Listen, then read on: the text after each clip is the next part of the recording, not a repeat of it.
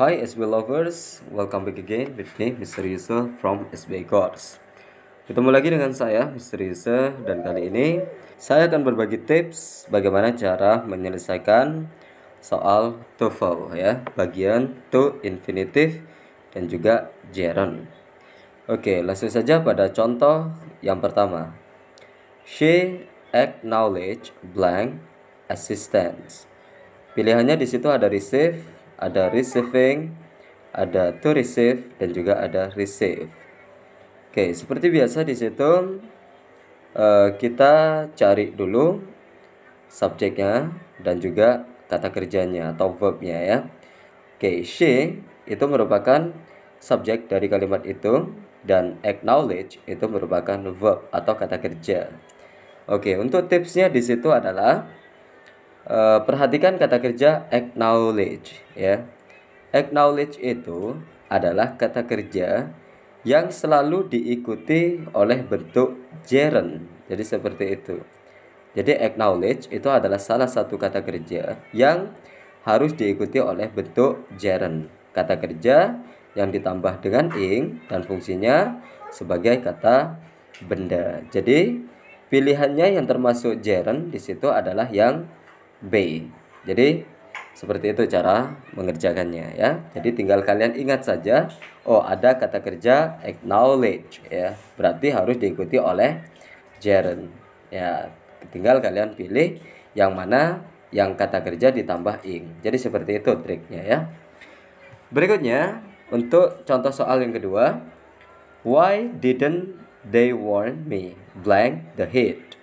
Pilihannya ada turn down, ada turning down, ada ada to turn down, ada turn down. Oke, di situ kita harus bisa menemukan subjek kalimat itu. Subjek kalimat itu adalah they, yaitu mereka ya. Sedangkan kata kerjanya kalimat tersebut adalah warn, ya, yang artinya melarang. Nah, sama seperti soal sebelumnya, warn itu adalah salah satu kata kerja yang selalu atau yang harus diikuti oleh indirect object dan juga infinitive. Jadi seperti itu. Oke, di situ selalu diikuti oleh indirect object. Makanya pertanyaannya, why didn't they warn me?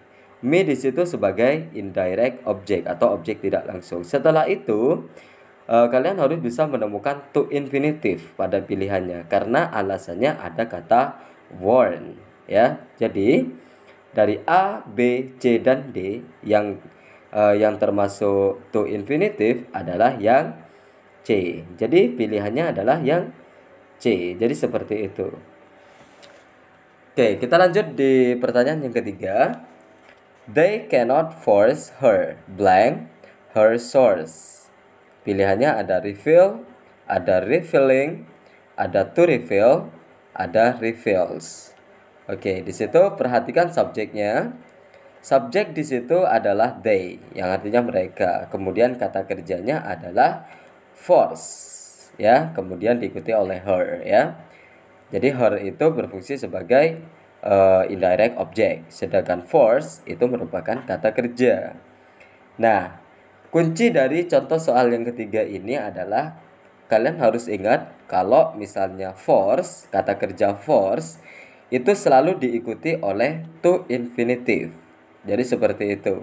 Force, kata kerja force itu selalu diikuti oleh to infinitive. Jadi di antara pilihan A, B, C, dan D yang termasuk to infinitive itu adalah yang C. Jadi jawabannya adalah yang C. Jadi seperti itu ya. Kemudian yang keempat di situ, the team threaten blank their research. Pilihannya ada to stop, ada stopping, ada stopped, ada stop. Oke, sama seperti pembahasan sebelumnya ya. Subjeknya adalah the team. Kemudian verbnya di situ adalah threaten. Ya, threaten yang artinya mengancam. Jadi seperti itu.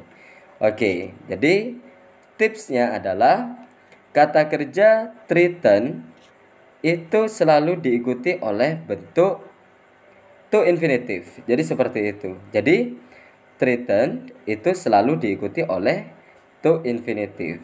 Jadi di antara pilihan A, B, C, dan D yang termasuk to infinitive itu adalah yang A. Jadi seperti itu ya. Sangat gampang kan tipsnya? Oke, langsung saja pada pertanyaannya di situ. I forgot my coat, blank. I got very cold. Ya, di situ pilihannya ada then, ada so, ada later, ada as a result, ya. Oke. Sebelum kita tentukan jawabannya di situ, perhatikan kalimatnya di situ, ya.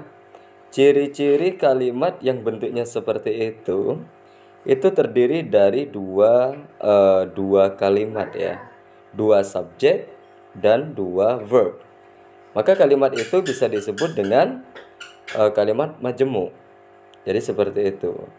Biasanya dalam kalimat majemuk itu setelah koma itu membutuhkan koordinat konektor atau kata penghubung.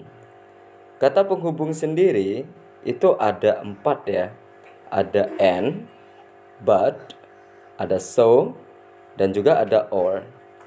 And itu untuk menunjukkan kesetaraan, sedangkan but itu untuk menunjukkan pertentangan, dan so itu menunjukkan sebab akibat, dan juga ada or itu menunjukkan pilihan.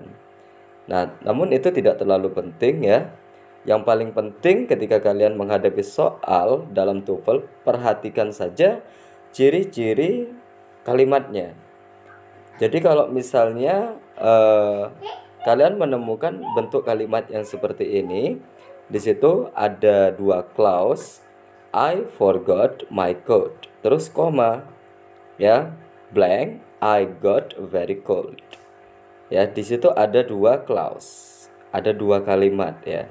Jadi kalau kalimat yang seperti itu membutuhkan koordinat konektor. Jadi seperti itu. Oke, ya, termasuk kalimat majemuk. Jadi jawabannya di situ harus termasuk koordinat konektor yang sudah saya sebutkan tadi. Ya, yang A then itu bukan koordinat konektor, yang artinya kemudian. Yang B so itu termasuk konektor, ya. Ya, koordinat konektor yang artinya menunjukkan sebab akibat, artinya sehingga. Sedangkan yang C itu bukan koordinat konektor, jadi bukan itu jawabannya. Selanjutnya yang D as a result, sebagai akibatnya, itu juga bukan termasuk koordinat konektor.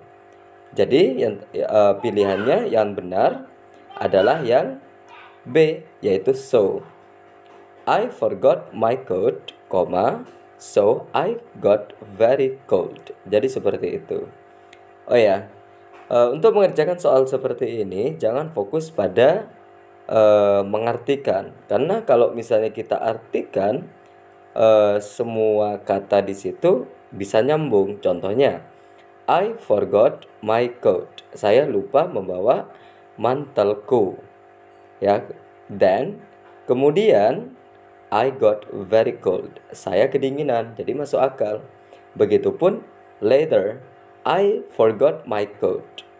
Later, nanti saya kedinginan. Begitupun dengan D as a result, sebagai akibatnya. Saya lupa mantelku, sehingga sebagai akibatnya saya kedinginan. Jadi kalau kalian mengerjakan soal yang seperti ini, jangan mengartikan, fokus saja pada ciri-ciri kalimatnya. Jadi kalau misalnya ada 2 subjek, kemudian ada 2 verb, itu termasuk kalimat majemuk. Yang jelas di situ membutuhkan koordinat konektor. Ingat, koordinat konektor itu ada 4. Ada and, dan, but, tetapi, or, ya, menunjukkan pilihan atau artinya, dan so, sehingga. Jadi seperti itu. Langsung saja pada pertanyaannya di situ. The child blank playing in the yard. Ya, pilihannya di situ ada now, ada is, ada he, ada was. Oke, jika kalian fokus pada soal TOEFL, khususnya bagian structure, yang dikatakan kalimat itu harus memiliki subjek dan juga harus memiliki verb. Jadi langkah pertama di situ, cara yang paling tepat adalah temukan subjek kalimat itu. Kemudian temukan kata kerjanya. Jadi seperti itu. Oke. Kalimatnya di situ sudah memiliki subjek ya, the child, yaitu anak. Ya, itu adalah subjek kalimat itu sendiri ya. Oke, kemudian jika kita perhatikan setelah kata the child itu kosong ya. Kemudian di belakangnya ada playing, verb ing atau present participle. Present participle itu tidak bisa berfungsi sebagai verb ya. Playing walaupun artinya bermain itu tidak bisa berfungsi sebagai verb, kata kerja, namun bagian dari verb. Jadi kalimat tersebut agar menjadi kalimat yang benar maka harus dilengkapi dengan verb atau kata kerja ya. Pilihannya di situ A, now, itu merupakan adverb of time. Ya, sekarang. Jadi yang kita cari untuk melengkapi kalimat tersebut verb, bukan adverb. Jadi pilihan yang A sudah jelas salah. Yang B di situ is, ya to be ya. To be is. Nah, ingat to be itu bisa berfungsi sebagai verb atau kata kerja. Jadi jawabannya adalah yang B. Kalau misalnya yang C itu ada kata he itu merupakan pronoun atau kata ganti orang ketiga tunggal. Itu berfungsi sebagai subjek, bukan verb. Jadi jelas salah yang C. Sedangkan yang D itu ada kata when yang artinya ketika. Itu merupakan adverb of time, berfungsi sebagai keterangan waktu. Conjunction juga bisa ya, when, ketika. Jadi seperti itu. Jadi pilihannya untuk kalimat tersebut itu adalah is. The child is playing in the yard. Anak itu sedang bermain di halaman. Jadi seperti itu. Oke, langsung saja pada pertanyaan di situ. The final class presentation is the most important test examination. Pilihannya di situ adalah the final, ada class presentation, ada is, dan ada important test. Oke, maksud dari kalimat ini adalah menemukan kata yang salah ya dari kalimat tersebut. Jadi seperti itu. Jadi menemukan kata yang salah. Oke. Oh ya, soal seperti ini biasanya itu menggunakan garis bawah ya. Contohnya the final itu di garis bawah. Terus class presentation itu di garis bawah. Is itu juga harus di garis bawah, dan juga important test itu di garis bawah. Kemudian temukanlah kata yang tidak tepat atau kata yang salah. Jadi seperti itu. Oke, langsung saja di situ kita amati the final class presentation is itu sudah aturan yang tepat ya. Oke, kita amati lagi di situ. Yang salah itu adalah penggunaan dari importantes ya, importantes yang artinya penting ya. Kalau kita perhatikan lagi, kalimat tersebut merupakan kalimat perbandingan, yaitu superlatif yang menyatakan paling ya. Jadi yang salah adalah yang D di situ, important ya. Kata sifat tersebut itu terdiri dari 3 suku kata. Dalam perbandingan ya, degree of comparison itu masuk superlatif, menyatakan paling. Jadi seperti itu ya. Kalau misalnya suku katanya itu terdiri dari 3 suku kata, important itu 3 suku kata, maka tidak menggunakan as di belakang kata sifatnya, melainkan itu harus menggunakan most ya, bukan the importantest, tapi the most important. Jadi seperti itu. Jadi yang salah adalah yang D ya. Oke, contoh lain misalnya ya, dari superlative degree ya. Jadi contoh katanya seperti beautiful ya, atau beautiful. Beautiful itu terdiri dari 4 suku kata ya, yang artinya indah. Nah, kalau bentuk superlatifnya, kalau terdiri dari 4 suku kata, maka rumusnya adalah the diikuti oleh most, diikuti oleh adjective. Jadi seperti itu, sehingga menjadi the most beautiful. Jadi seperti itu. Kalau misalnya suku katanya itu hanya satu ya, satu suku kata seperti smart mungkin ya, di situ pintar atau cerdas, itu harus diikuti oleh us karena terdiri dari satu suku kata, sehingga menjadi the smartest. Jadi seperti itu, paling pintar. Oke, itulah penjelasan dari saya tentang salah satu soal TOEFL, yaitu bagian structure, khususnya di degree of comparison, yaitu superlatif, perbandingan yang menyatakan paling ya. Langsung saja pada pertanyaannya di situ. Blank arrived at the library. He started to work immediately. Pilihannya di situ ada the students, ada when, ada he, ada after the student. Oke, seperti biasa di situ kita amati terlebih dahulu kalimatnya, apakah kalimat itu merupakan kalimat tunggal atau kalimat majemuk bertingkat. Jadi seperti itu. Kalau kalimat tunggal itu hanya memiliki satu subjek, satu verb. Ya, kalau kalimat majemuk itu pasti memiliki subjek, dua subjek, dua verb, kemudian ditambah lagi satu yaitu dengan konektornya atau penghubungnya. Jadi seperti itu. Oke, langsung saja di situ kita amati ya. Di situ ada kata arrive. Arrive itu merupakan verb ya. Jadi arrive itu merupakan verb. Kemudian he di situ merupakan subjek. Kemudian di situ ada started ya, itu merupakan verb. Setelah kita amati, kalimat tersebut hanya memiliki dua verb, satu subjek. Ya, sedangkan kita tahu kalimat itu adalah kalimat majemuk, di mana di situ subjeknya harus ada dua.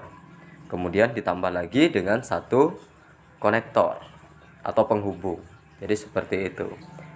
Jadi yang harus kita cari adalah subjek dan juga konektor pada pilihannya ya.